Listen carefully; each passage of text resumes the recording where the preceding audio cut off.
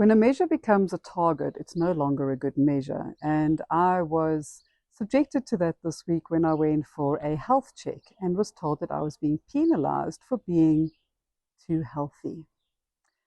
My initial reaction was, well, that's pretty shitty because I've actually worked at being healthy quite hard.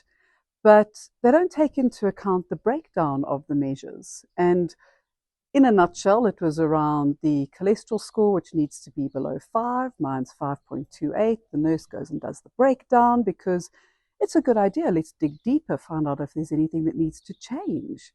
And the good cholesterol score is one of the best that she has seen in a very long time. She's like, whatever you are doing, you just keep doing it.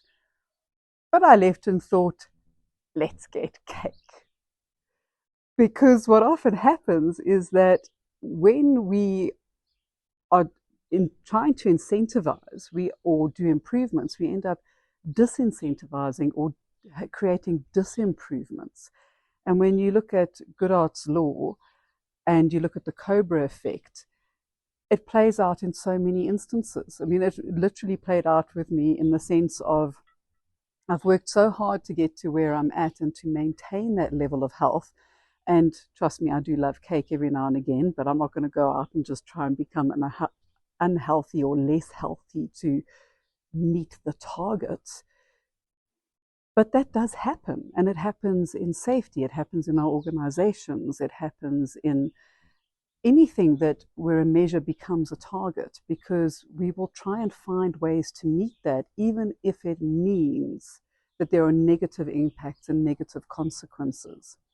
And Karin and I did a fabulous podcast. It was episode 33 on the Cobra Effect and the unintended consequences. So if you've missed that, definitely go and have a listen, because we don't realize it and we don't ask the tough questions of what could go wrong when we come up with these amazing ideas and these amazing supposed ways of measuring people, or finding out, are people adhering to where we want to be, or are we reaching the targets? Are we reaching what needs to happen?